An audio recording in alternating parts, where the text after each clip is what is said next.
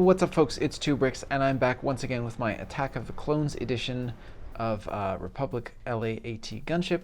And now that it's been out in the public eye for a little while and people have had a chance to actually order the parts and build it, I'm taking into account some of the feedback that I got on certain small, minor aspects of the model to improve its overall stability and functionality, with just a couple of additional changes that you will be able to pick up if you order the set already through Rubricable. You'll be able to see the new instructions, and you'll also be able to see the new parts list available to kind of take into account some of those changes. So I'm going to just detail what those changes are today, and then you can decide if it's something that if you already built the model, if you think it's worth doing. And if you're watching this later down the line and you're just getting started, then you don't even need to worry about it. It's just the most up-to-date one is what you're already going to get. So yeah, I'm just going to kind of dive in and show you guys all of the changes that I made and the reasons for those changes, and then you can see for yourself how to apply them. So the first change comes from my good friend Brickcats, who very kindly went through and reviewed and took detailed notes of the set. His review will be out, I think, fairly soon, but he sent me a list of things that could be cool, or minor requests or suggestions, and I did take some of those on board. So one of them is switching out some areas. There's a couple here, there's a spot under here where I'm using a lot of plates like 1x4 and 1x1s and 1x2, or 1x2s and 1x3s, in order to achieve certain, fill certain gaps, and then just simply swapping those out for 1x5s. I typically don't tend to use the 1x5s because they, in my mind at least, were more expensive than doing it the old way, with just building it up with the smaller plates. But Brickcats has informed me, and I checked, and he's correct, that the 1x5 plates are no longer that expensive in white, and they're even cheaper in light bluish gray. And so there's an instance in the back here where I substituted a couple of plates for a 1x5 plate in light bluish gray. So you will see that reflected in the new updated parts list. So that's just a change for efficiency's sake.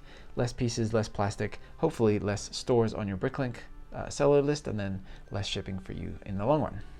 The second change that's actually also a Brickcats suggestion is to switch out some of the internals of this structure up here to make a very slightly illegal connection. That is one that is caused by the actual Lego logo sticking up just enough to make a certain connection under here a little bit stressed out.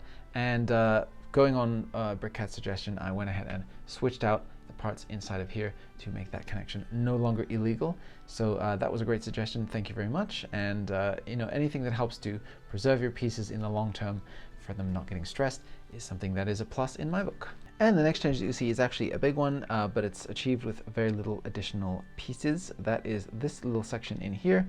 So previously, it was my goal to not have anything interfering in here between the floor and ceiling, to be just like the real gunship. And some folks reported that the back of the model is just simply too heavy for them, whether or not it's slight differences, variations in the clutch power of certain parts, or whatever the case may be. But when they tried to apply pressure to the model, it created some squishing and some uncomfortability. So what I've done is I've just basically extended up this little section that was already here as a kind of a control console type of a thing. That's a detail that's in the real gunship, and then I just extended 2 bars up, and I'm supporting that now against the top section here of the internal structure, and that keeps everything nice and secure, and allows you to put any kind of pressure that you want onto the top of the ship here without fear of anything collapsing, because it is just braced that little extra bit, and that little extra bit goes a long way. So I've actually included a separate kind of addendum instruction manual and a note in the main instruction manual for if you want to build this as opposed to the original, where you should switch over, build that assembly, and then put it back in place of what was here before. And if you've already built the ship and you want to just add this yourself, you can just go ahead and build the assembly, and there's instructions in there as well for how to connect the net, put this in place, and then secure the net in place like that, because the actual net does go around the bars. It's kind of an interesting way that I had to configure it, but I wanted it to have absolute minimum impact.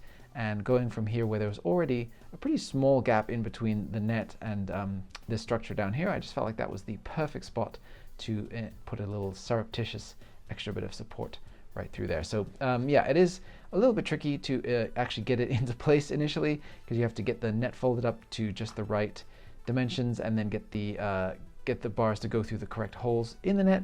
But once you get in there, it's like, oh, okay, that wasn't so bad, I think. Anyway, so yeah, that does help a lot, I think, for long-term peace of mind to know that when you pick this up and put it down, that the back end isn't eventually going to compress these parts back here too much, create too much stress, and potentially cause some kind of internal failure. So now I think you can all rest easy, know that that is fixed. The last fix is really, really tricky, and so I had to go off tripod to show you. So that involved the doors here. A lot of folks were complaining that the connection to the ship itself doesn't have enough clutch power, and so the front part here was popping off. And so what I've done, a fairly simple solution here, is that I've replaced the pins that were holding this in place here. So previously it was these black 3 long pins with the Technic bar holder in the front that were holding this in place. Now I'm using the regular 3 long Technic pins with no friction, and then I'm securing them extra with a Technic lift arm, a 1x3 lift arm here that runs across both of the doors, keeping it pinched in place and preventing these from popping out. So the lack of friction allows the doors to move much more smoothly and put less tension on that area in general. And then the extra kind of support here just make sure that it doesn't ever pop out no matter what the reason. And then in the back here, I've actually switched out. Actually, let me take this opportunity now that the ramp came down to show you. Yes, okay. So I actually switched out. So previously this structure right here was created with Technic axle and then 2 holders at the end. That was a repeated build for the back strut here. So what I've actually done is instead I've replaced it with these 2 half thickness 6 wide or 6 long Technic lift arms, and I'm using light bluish gray here, but in the instructions I actually call for black because it just fits a lot nicer, in with the kind of internal color scheme here, where I'm doing black for a lot of the mechanical elements to keep them as hidden as possible. So what that does is it just secures the back section, and it makes sure that the actual door here doesn't pop out, as sometimes if you were pulling it at the wrong angle you could actually remove this connection right here, and so that that back one seemed to be the main culprit for that. And now with this new assembly you don't have to worry about that at all. It just, it's extra secure, and then with the lack of friction from those Technic pins, you're going to find that this mechanism is even smoother and nicer than it was before, and you really have no issues at all with it wanting to pop out. You can actually be even a little bit more rough with it than you could before, and that's really nice. So thank you to everyone who took the time to give me some feedback on all of that. Other fixes and things that do exist on this are super minor, switching out mold variations. Some Technic half pins now have friction on them to keep certain sub-assemblies more secure and things of that sort. They're not really worth calling out, but the updated parts list is there for you now on Rebrickable. And so if you started gathering parts for version 1 and you want to continue that and you don't want to have any interruptions to that, I've archived the parts list for version 1 in the actual page. It's labeled version 1 parts list, so you know that that was the original for the standard version that was being sold up until now.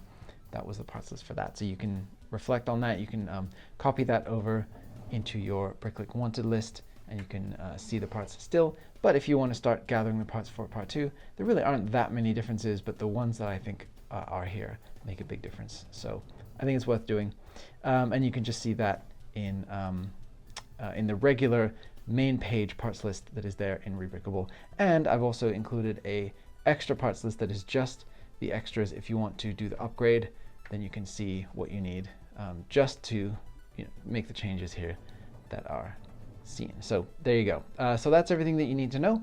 This is my slightly modified version 2 gunship. The Clone Wars one is coming along. I have some very exciting ideas about that, so really excited to show that to you guys when it's done. And thanks once again to everybody who took the time to leave me feedback, let me know about their experiences, and it just enables me to make the thing better. So so far I haven't heard any complaints about the actual functionality of the thing. People seem to be very happy with the playability of it. The overall strength and stability seems to be a winner, and of course the aesthetics aren't too terrible either. So I'm really glad about that. It was just a couple of little minor issues that are now in the rear view mirror. So yay. Thank you guys so much for watching, and for all of you guys who have supported me along the way so far. in purchasing this gunship and displaying it and letting me see your photos of it. That's been really, really cool to see. Keep it up. And I'm going to get to work on the next video because I have lots more creations to bring you, lots more versions of this, as well as many, many other things. So don't forget to like and subscribe. If for some reason you're new here and this is the first video of mine that you're seeing, please do hit that subscribe button because I have so many more things on the way. And I'll see you in the next video.